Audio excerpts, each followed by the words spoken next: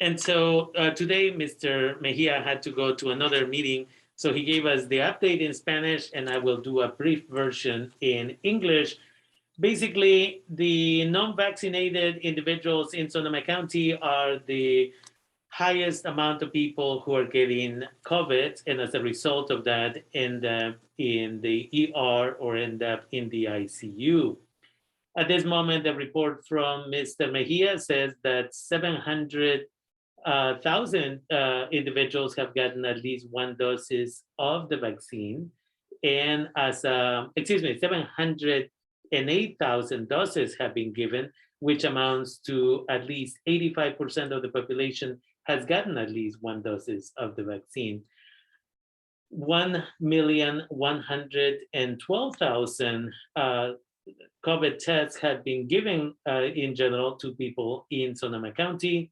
That is a large number. Unfortunately, we still lost 2 more people this week to COVID, and that makes it 400 deaths since COVID got started.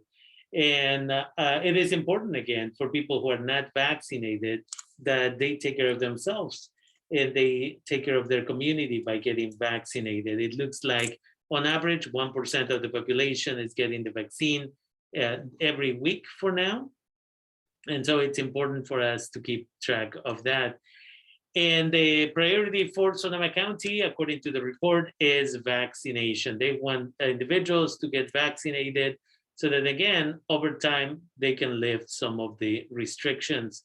At this moment, we are waiting for the approval by the FDA in regards to the vaccine for 5-year-olds to 11-year-olds.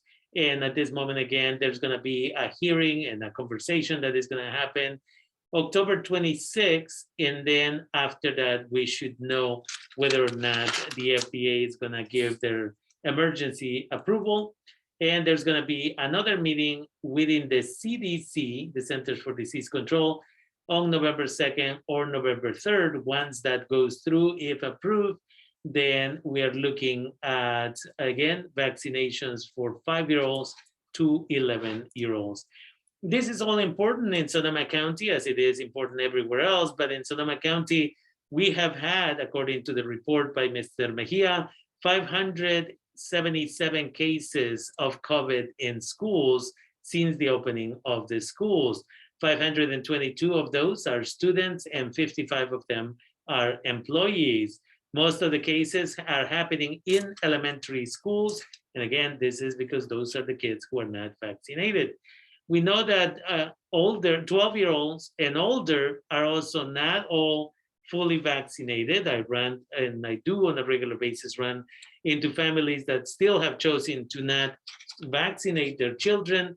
The consequences are many. Again, we know that people who have COVID at some point, many of them end up with memory issues, and they end up with other situations that can lead to them, again, suffering in the future.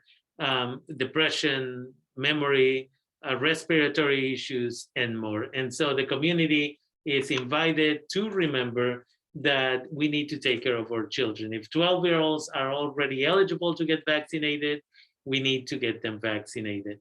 And again, 5 to 11-year-olds, we hope that the vaccination will happen sometime at the beginning of November. Again, when we talk about indoor, removing masks indoor in general, again, we're looking likely in January.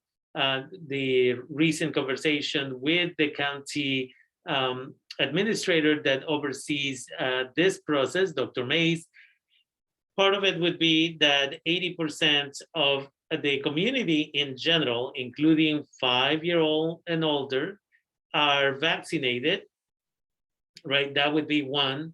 Or that 2 months have passed after the approval goes through from the federal government for 5-year-old and older to get vaccinated.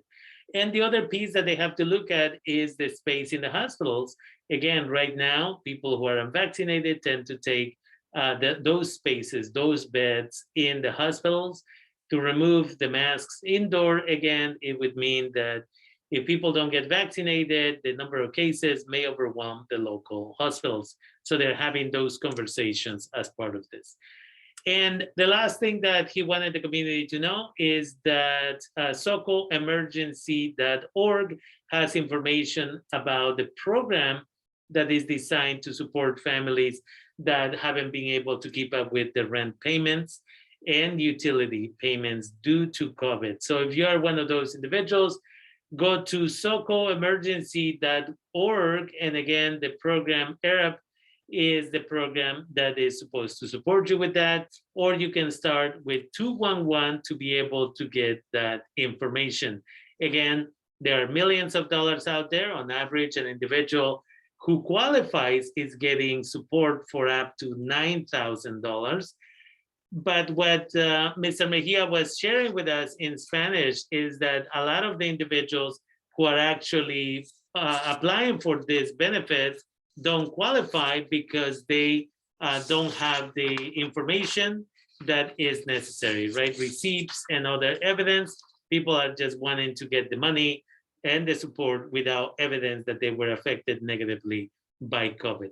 And so we invite you to keep that in mind. We invite you to take care of yourselves, and we want to make sure that the community in general is, again, succeeding. So again, we'll soon see the approval for the vaccines for 5 to 11-year-olds, and the schools will have conversations to be able to answer questions of parents in their individual schools. And then vaccination will start sometime, we hope, at the beginning of November. And that is basically the information that we have for you in regards to COVID for this week.